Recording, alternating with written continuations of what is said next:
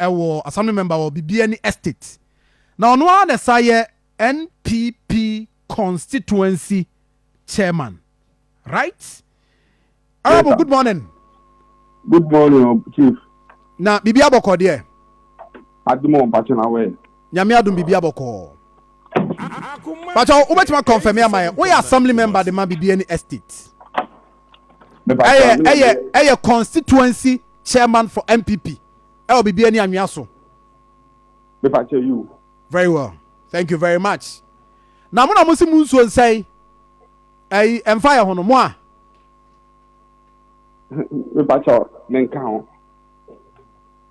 Na hwamona kaka sansem no hwamwa. Yo, ready kama menchia wetie for na menchia Bibiani-Anhwiaso-Bekwai for dina. To say me boy was Facebook no sa pepe penalty. You will krobia wo Bibiani-Anhwiaso-Bekwai ye fra ho aboabo. Sisi and ho kan one of the areas omo ye Galamsey no akogu. Na ye nyanentie enti me so me manchen akom ko report case no. And to report two case to keep police for 5 days and sana omoko aboabo no but before so mbedu ho no so no na informant ni bi informe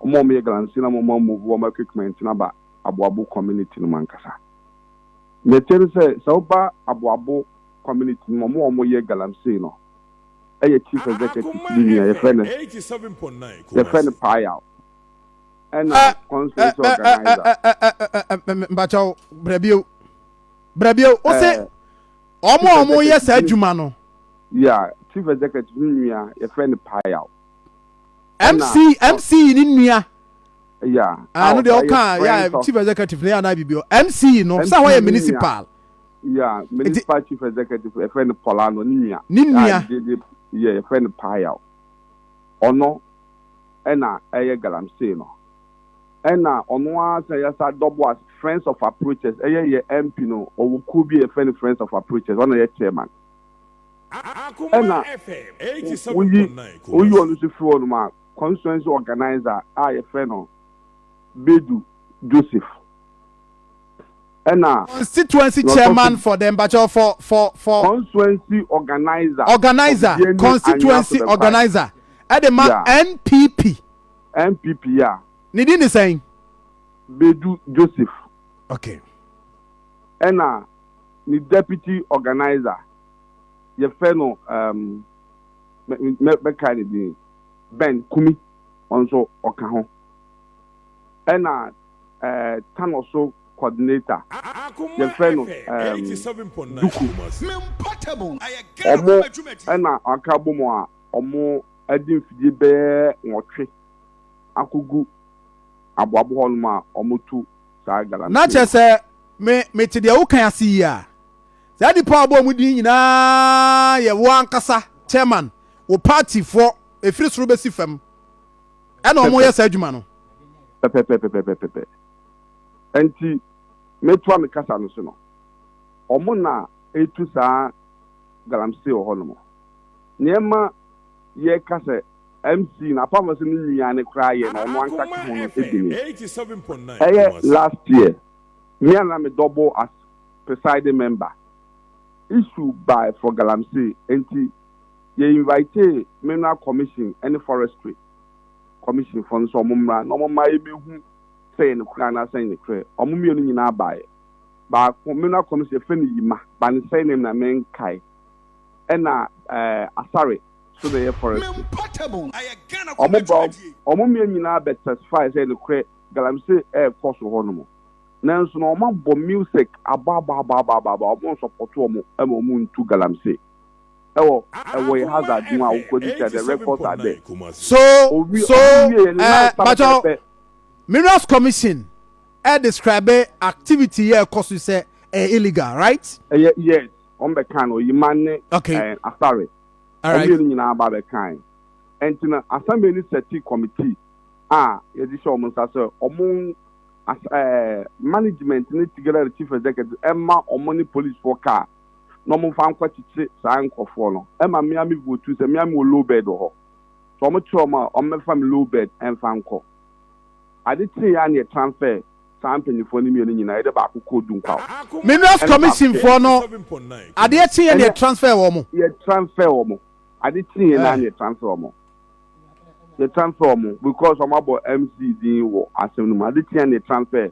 asare ndi ko dunkwa so why na a man that transfer executive no and me transfer omo no ye the asare ni kodun kwa na yima no so ye ne call headquarters but ye nya ne tiesa resign kwa UK so kusun ade so no ne akokwa ne say bad not be ba be frey mu na so mu di bonne say omo a ye the asho mo sa say omunni hu dwuma na say you use your position be any influence the situation that the level ye ko I didn't say no they can say you use the state institution no I will be Bibiani-Anhwiaso-Bekwai and kwa they are fighting Galamsey nya dey bebo and they be look for the media no any ma be journey to the media house now omokwe back and I show you say omo buy no abo omo for aka 3 areas omufu ma mehwe se mesra musambeboa communities near bubodi ni mame communities in Nyambese me ni communities Galamsey e woso eye trano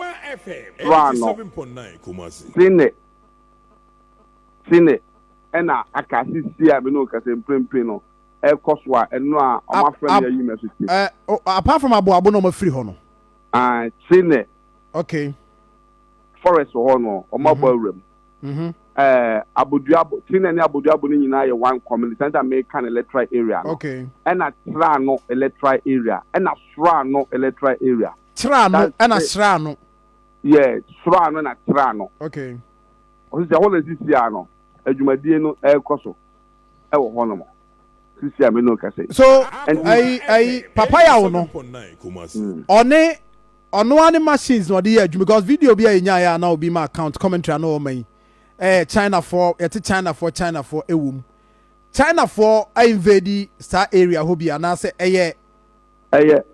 papaya no there on one na bedu Joseph no we conference organizer no on the China for no aba but one thing also mu hu say bedu Joseph no on do fra aboabo ha na osan former assembly member on omo no asame dey be dissolve say dissolve wa oka omo enti abranche na wu na o kasa asem no bedu no akiriba eno no dey o kan say ensuo no be say ensay no bedu na akiriba no enti ne brother concession eno ogina so kasa ansem no yeah ne enti nye aboabo man no ene because hada na ansentro for ne kono bedu no ye smart ema omo inviting enkofo youth no wo ahemfie ema kwa mo bo uni committee chairman no eka edisentro for ne bae no ena ohene na ye na adwe so sorry finance kan dia ma uni committee because ono no say uni committee chairman na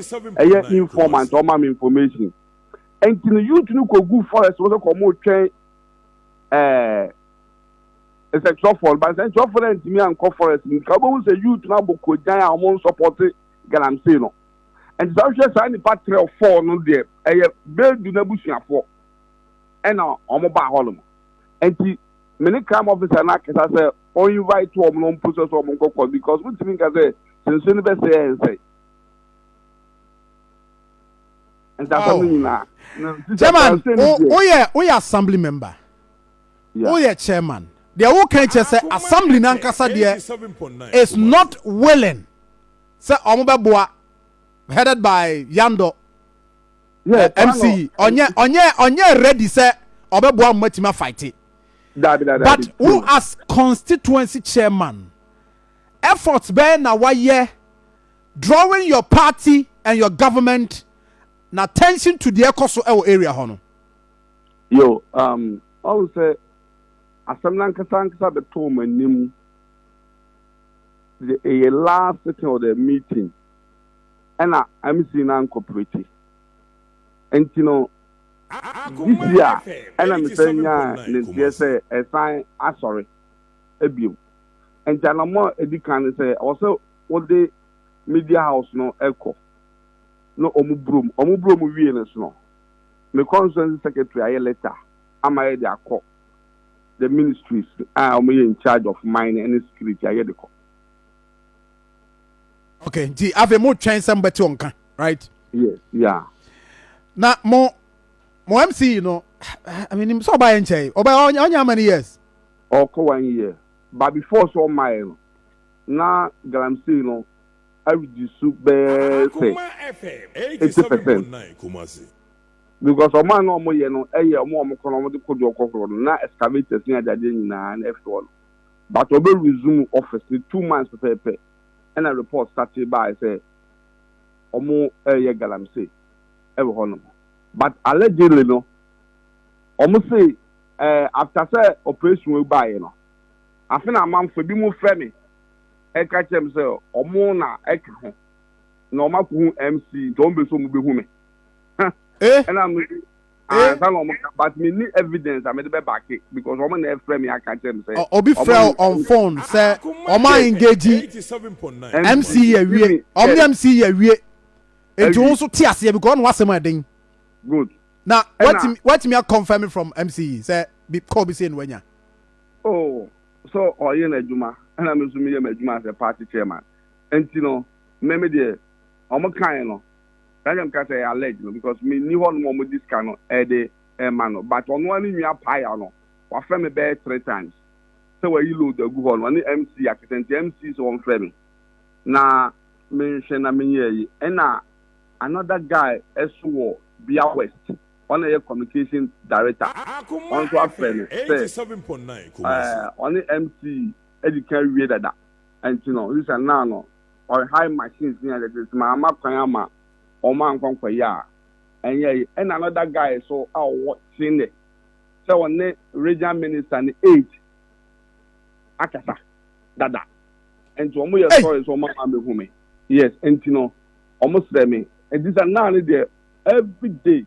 Different people, me, catch them this and now, or money uncle for the nipa, maintain the a member of parliament, who be no member of parliament.